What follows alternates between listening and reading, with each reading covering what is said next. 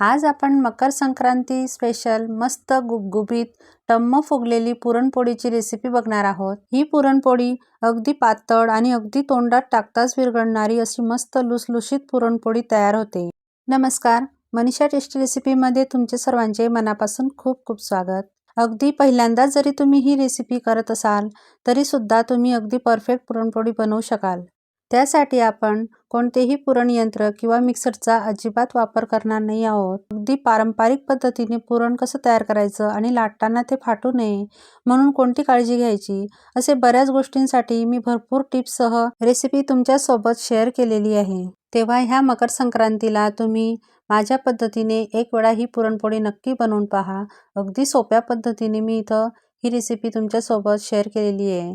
तेव्हा रेसिपी आवडली तर एक लाईक आणि सबस्क्राईब नक्की करा। चला तर मग रेसिपीला सुरुवात करूया। आता सुरुवातीला आपण पुरणपोळी करण्यासाठी कणिक मळून घेणार आहोत। तर त्यासाठी इथं मी मेजरिंग कपने 2 कप गव्हाचं पीठ घेतलेलं आहे। हे पीठ मी व्यवस्थित चाळणीने गाळून घेतलेलं आहे। तुम्ही हवं तर वस्त्रगाळ करूनही हे पीठ घेऊ शकता किंवा तुम्ही 1.5 कप गव्हाचं पीठ आणि अर्धा कप मैदा घेतला तरी चालेल। नंतर त्यामध्ये आपण थोडंसं मीठ टाकून घेणार आहोत। तर मी अगदी अर्धा चमचा हे मीठ घेतलेलं आहे आणि थोडंसंच मिक्स करायचं आहे। नंतर आता इथं मी पाऊण कप पाणी घेतलेलं आहे। पाणी मी मोजून घेते म्हणजे तुम्हाला पाण्याचा अंदाज येईल। नंतर त्यामध्ये थोडीशी हळद टाकून घ्यायची आहे। हळद आपल्याला हलवायची नाही तर अशीच तिला तळाशी बसू द्यायची आणि नंतर मग आपण कणिक मळून घेणार आहोत। तर या पद्धतीने व्यवस्थित असं कणिक मळून घ्यायची आहे। थोडं थोडं पाणी टाकायचं आहे आणि आपल्याला थोडीशी सैलसरच कणिक मळायची आहे, कारण आपण पुरणपोळी करतोय तर ती लाटताना व्यवस्थित लाटली गेली पाहिजे। त्यासाठी आपल्याला थोडीशी सैलसरच कणिक भिजायची आहे। आता आपण अगोदर पाऊण कप पाणी घेतलेलं होतं, नंतर अजून परत मी पाऊण कप पाणी घेते म्हणजे आपल्याला एकूण 1.5 कप पाणी लागलेलं आहे इथं। तर आता या पद्धतीने असं थोडीशी सैलसर कणिक ही मळून घ्यायची आहे। आता इथं बघू शकता कणिक आपली मळून झालेली आहे, पण अजून ती सॉफ्ट झालेली नाही आहे। तर अशी मी फक्त कणिक व्यवस्थित मळून घेतलेली आहे। तर बघा एवढं 2 ते 3 चमचे पाणी शिल्लक राहिलेलं आहे। आता मी तिला 2 ते 3 मिनटं अशी व्यवस्थित हाताने मळून घेते म्हणजे कणिक आपली एकदम मस्त सॉफ्ट होऊन जाईल। आता बघा ती अजिबात हाताला चिकटत नाही म्हणजे आपली कणिक व्यवस्थित मळली गेलेली आहे। तर आता बघू शकता मी तुम्हाला दाखवते। तर हे बघा या पद्धतीची अशी कणिक मळून घ्यायची आहे। तर अजिबात ती चिकट वगैरे नाही आहे। आता मी तुम्हाला एक पारंपरिक पद्धत दाखवते। तर अगोदर आई आजी अशाच करायच्या। तर एखाद्या कॉटनच्या कपड्यामध्ये किंवा रुमालामध्ये अशी कणिक गुंडाळून घ्यायची आणि ती कणिक एखाद्या भांड्यामध्ये ठेवून त्यामध्ये भरपूर असं पाणी टाकून घ्यायचं आणि त्याच्यावर झाकण ठेवून साधारण 1 ते 2 तास तिला असे झाकून ठेवायचं म्हणजे कणिक एकदम सॉफ्ट अशी बनते, मऊ लुसलुशीत अशी आपली कणिक तयार होते। आता आपली कणिक तयार आहे। आता आपण पुरण शिजवून घेणार आहोत। तर त्यासाठी इथं मी 2 कप हरभऱ्याची डाळ घेतलेली आहे आणि वजनी म्हणाल तर अर्धा किलो इथं मी डाळ घेतलेली आहे। तुम्ही इथं चणा डाळ ऐवजी मुगाची डाळही घेऊ शकता। तर मुगाच्या डाळीचंही पुरण खूप छान लागतं। आता तिला मी पाणी टाकून व्यवस्थित स्वच्छ धुवून घेणार आहे। तर इथं बघू शकता मी इथं डाळ व्यवस्थित धुवून घेतलेली आहे आणि पाणी बघा किती खराब निघालेलं आहे। आता मी 2 ते 3 पाण्याने असंच ही डाळ स्वच्छ धुवून घेणार आहे। आणि अजून एक तुम्हाला टिप सांगणार आहे, जर तुमचं पुरण शिजत नसेल तर तुम्ही ही डाळ 2 ते 3 तासांसाठी पाण्यामध्ये भिजत ठेवली तरी चालू शकेल। आता आपली डाळ स्वच्छ धुवून झालेली आहे आणि मी तिला आता कुकरमध्ये टाकून घेणार आहोत। तर आपण पातेल्यामध्ये जर ही डाळ शिजायला ठेवली तर खूप वेळ जातो, त्यासाठी मी इथं कुकरमध्येच ही डाळ शिजवून घेणार आहे। तर मी यामध्ये 1.5 तांबे पाणी टाकून घेते आणि ज्या कपने आपण डाळ मोजून घेतली त्या कपने 6 कप इथं मी पाणी टाकून घेतलेलं आहे। मेजरिंग कपचा 6 कप इथं पाणी घेतलेलं आहे। आता बघू शकता मी तुम्हाला अजून पाण्याचा अंदाज दाखवते। तर आपलं बोटाचं जे पुढचं टोक असतं, जो भाग असतो तो पूर्णपणे पाण्यात बुडेल एवढं पाणी आपल्याला टाकून घ्यायचं आहे। आता पुरणाला छान कलर येण्यासाठी मी त्यामध्ये थोडीशी हळद टाकून घेतलेली आहे आणि 1 चमचा साजूक तूप टाकून घेतलेलं आहे। तूप यासाठी टाकलं आहे कारण तूप टाकल्यामुळे पुरण हे पचायला हलके जाते। तुम्ही तुपाऐवजी तेलही टाकून घेऊ शकता। आता हे व्यवस्थित मिक्स करून घ्यायचं आहे आणि मी आता कुकर गॅसवर ठेवून घेणार आहे। आता मी कुकर गॅसवर ठेवून घेतलेला आहे आणि मी गॅसची फ्लेम लो ते मीडियम करून घेतलेली आहे। जर तुमचा कुकर जाड बुडाचा असेल तर तुम्ही मध्यम ते हाय फ्लेमवर 3 ते 4 शिट्ट्या करून घ्यायच्या आहे। इथं मी 4 शिट्ट्या मध्यम ते कमी गॅसवर करून घेतलेले आहे। आता बघा मी झाकण काढून घेतलेलं आहे आणि पुरण आपलं एकदम मस्त शिजलेलं आहे। पाणी आणि पुरणाची डाळ अशी वेगळी वेगळी दिसते असंच आपल्याला पुरण हवं. तर मी आता 2 बोटांमध्ये दाबून दाखवते तुम्हाला. तर डाळ व्यवस्थित दाबली जाते हे बघू शकता. म्हणजे आपली जी पुरणाची डाळ आहे ती व्यवस्थित शिजलेली आहे. आता मी तिला एका चाळणीमध्ये टाकून घेणार आहे आणि त्यातील जे पाणी आहे ते वेगळं करून घेणार आहे. तर ही माझी पुरणाचीच गाळणी आहे. यामध्येच मी पुरण बारीक करत असते. तर त्यामध्ये मी आता हे सगळी डाळ टाकून घेतलेली आहे आणि तिला आता थंड करून घ्यायची आहे. पूर्णपणे थंड झाल्यानंतरच तिला बारीक करायची आहे. आता इथं बघू शकता पुरणाचं जे पाणी आहे ते पूर्णपणे काढून घेतलेलं आहे आणि ह्याची आपण कटाची आमटी तयार करू शकता. आता आपलं जे पुरण आहे ते व्यवस्थित आपण थंड करून घेणार आहोत. आता बघा डाळ इथं पूर्णपणे थंड झालेली आहे आणि आता आपण त्याचं पुरण तयार करून घेणार आहोत. आता आपण गुळाचं प्रमाण पाहून घेऊ. इथं मी साधाच आपला रेग्युलर वापरतो तो गुळ घेतलेला आहे. चिक्कीचा गुळ अजिबात घ्यायचा नाही. तर मी इथं अर्धा किलो गुळ घेतलेला आहे आणि जर कपाने मोजाल तर 2 कप गुळ इथं घेतलेला आहे. आता मी पुरणाची जी डाळ आहे ती एका कढईमध्ये टाकून घेतलेली आहे आणि त्यासोबत गुळही टाकून घेतलेला आहे आणि आता हे मंद आचेवर व्यवस्थित आपल्याला मिक्स करत चालायचं आहे जोपर्यंत गुळ व्यवस्थित विरघळत नाही तोपर्यंत. साधारण आपल्याला 8 ते 9 मिनिटं याला शिजवायला लागून जातात.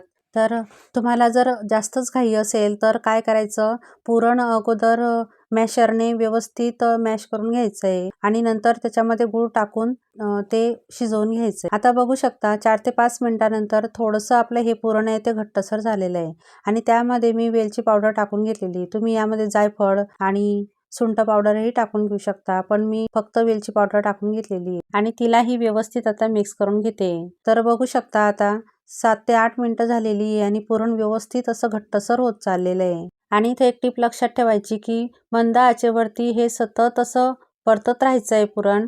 अजिबात त्याला सोडायचं नाही, नाहीतर ते खाली तळाशी लागू शकतं. आता बघा आपलं पुरण शिजलं गेलेलं आहे आणि ते कसं ओळखायचं, तर असा चमचा त्यामध्ये उभा करून घ्यायचा. जर तो व्यवस्थित उभा राहिला तर समजायचं आपलं पुरण व्यवस्थित शिजलेलं आहे.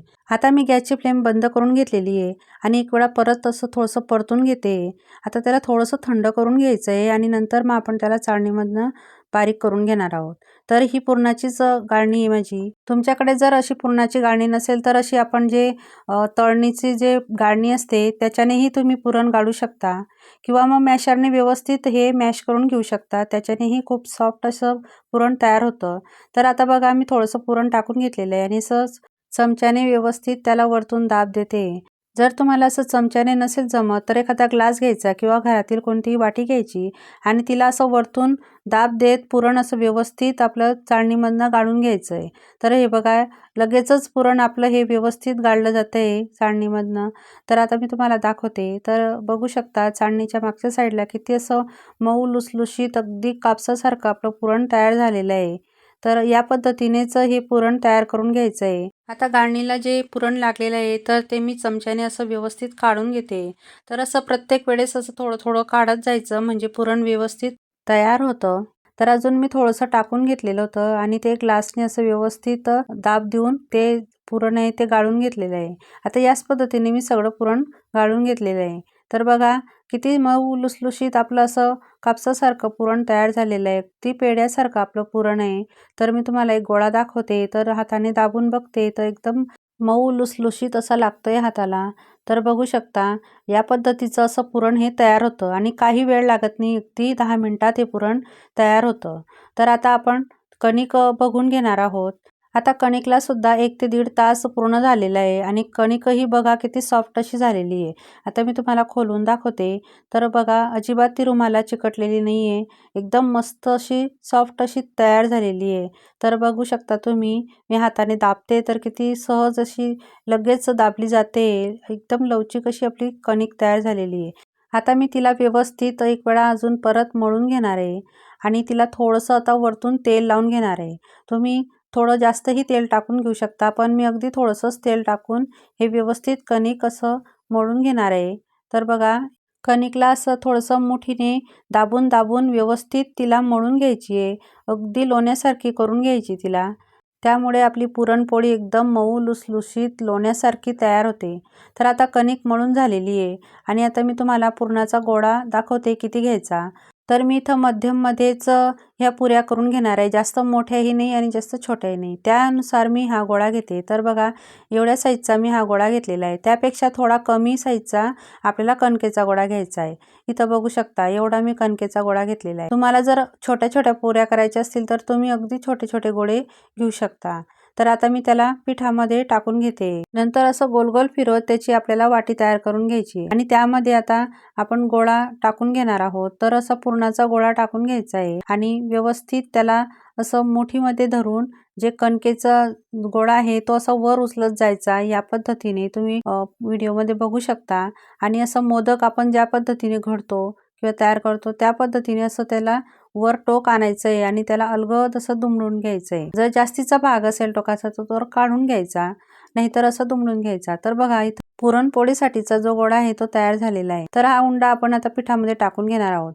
आता मी तुम्हाला एक सोपी पद्धत दाखवणार आहे. जर नवीन शिकणारे असणार तर त्यांना पुरणपोळी लाटता येत नाही, तर त्यासाठी असा कागद घ्यायचा आहे आणि त्याला असं कापून घ्यायचा गोलाकारमध्ये आणि त्याच्यावरच आपल्याला पुरणपोळी लाटायची आहे. त्यामुळे काय होतं तर पुरणपोळी ही पाटाला चिटकत नाही आणि व्यवस्थित अशी लाटली जाते आणि फिरवतानाही ती लगेच फिरते. तर बघा मी असं कागद फिरवते आणि पुरणपोळी किंवा पाट अजिबात हलवत नाहीये, तर फक्त कागद मी हलवते बघू शकता. आणि अलगद अशी वरच्या वर आपल्याला ही हलक्या हाताने पुरणपोळी व्यवस्थित लाटून घ्यायची आहे. पुरणपोळी लाटताना अजिबात तिला जोर लावून लाटायची नाही, नाहीतर ती फाटू शकते. आणि बघा पुरणपोळी लाटून झालेली आणि एकदम बारीक अशी आपली पुरणपोळी लाटली गेलेली आहे. पूर्णही सगळीकडे टोकापर्यंत असं पसरलेलं आहे.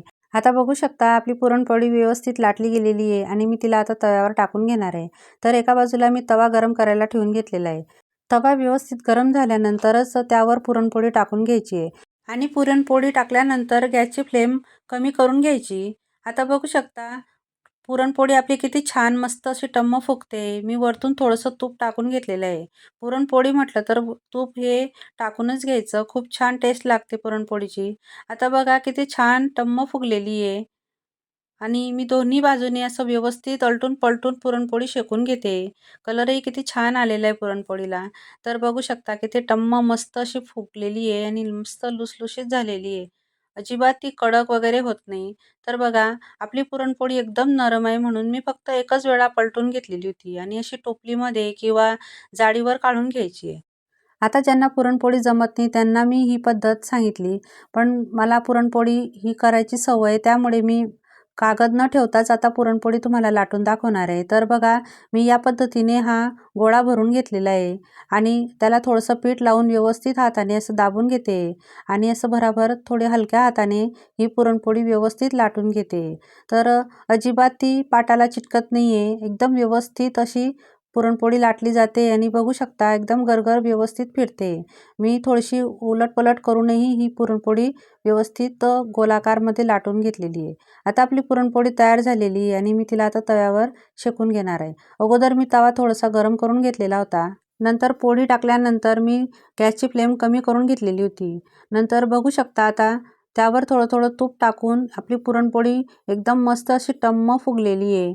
बघा किती छान फुगते. या पद्धतीने जर तुम्ही ही पुरणपोळी कराल तर अजिबात तुम्हाला अडचण येणार नाही आणि मस्त लुसलुशीत पुरणपोळ्या तुम्ही ह्या मकर संक्रांतीला बनवू शकाल. तर इथं बघू शकता एकदम मस्त आपली पुरणपोळी झालेली आणि दोन्ही बाजूनी व्यवस्थित ही शेकली जाते. तर आता मी तिला ही काढून घेणार आहे. तर असं टोपलीमध्ये काढून घ्यायची किंवा तुमच्याकडे जर अशी लोखंडाची जाळी असेल तर त्याच्यावरही काढून घेऊ शकता. आता बघा मी अजून तिसरी पुरणपोळी टाकून घेतलेली आहे आणि एकदम मस्त टम्म अशा फुगतायत आपल्या पुऱ्या आणि अजिबात कडक वगैरे नाही, तर एकदम मऊ लुसलुशीत अशा मस्त पुऱ्या आपल्या तयार झालेल्या आहेत. तर बघा एकावर एक मी पुऱ्या अशा व्यवस्थित तलटून पलटून शेकून घेते.